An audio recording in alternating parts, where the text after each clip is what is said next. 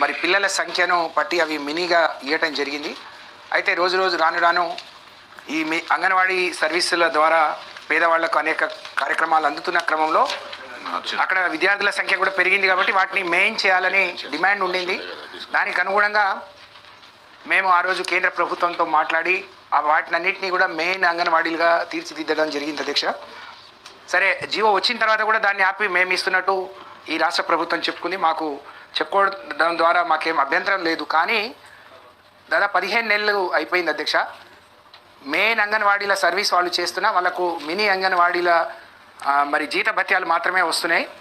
వాటిని మెయిన్ అంగన్వాడీలుగా ఆ జీత భత్యాలు వచ్చేటట్టు వెంటనే జీవో ఇవ్వాలని చెప్పి ఒక జీవో ఇవ్వడానికి 15 నెలలు ఆలస్యం అయితే వాళ్ళ సర్వీస్ అంటే వాళ్ళ శ్రమను మనం దోపిడీ చేస్తున్నట్టు అధ్యక్ష. అది సరైనది కాదు, వెంటనే అది చేయాలని చెప్పి మీ ద్వారా ప్రభుత్వాన్ని కోరుతూనే అధ్యక్ష, ఈ టీచర్లకు సంబంధించి రిటైర్మెంట్ అయినప్పుడు వాళ్ళకు ఒక పాలసీ అంటూ లేకుండే అధ్యక్ష. ఎవరిని ఎట్లా పడితే అట్లా తీసుకున్నాం. కానీ మాకు 65 ఏళ్ళు నిండిన తర్వాత వాళ్ళు ముసలోళ్ళు అవుతారు, చేయలేని పరిస్థితి వస్తుంది కాబట్టి వాళ్ళని రిటైర్మెంట్ చేయాలి.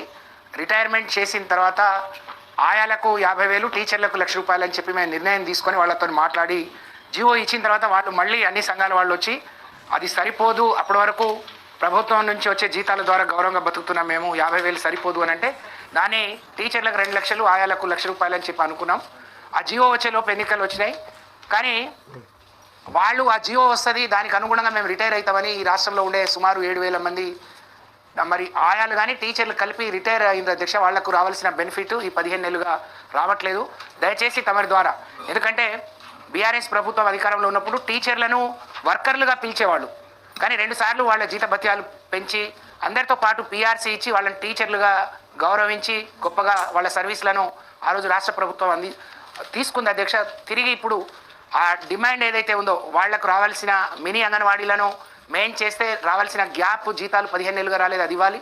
ఇవాళ 13వ తారీఖు అధ్యక్ష. మేము వాళ్ళకంటూ ఒక అకౌంట్ లేకుండే, కానీ 1వ తారీఖు వాళ్ళకి జీతాలు వచ్చేటట్టు గతంలో ప్రయత్నం జరిగింది. కానీ 2-3 నెలల వరకు కూడా జీతాలు రావట్లేదు. ఇవాళ 13వ తారీఖు, ఈరోజు కూడా జీతం రాలేదు అని చెప్పి వాళ్ళు కాల్స్ చేస్తున్నారు. దయచేసి తమరి ద్వారా వాళ్ళకున్న డిమాండ్ల కోసం ఇక్కడ ప్రభుత్వం చెప్పుకుందామని సంబంధిత మంత్రి గారి దగ్గరికి వస్తే వాళ్ళను అడ్డుకొని అరెస్ట్ చేసి పంపించారు. ఇది సరైనది కాదు.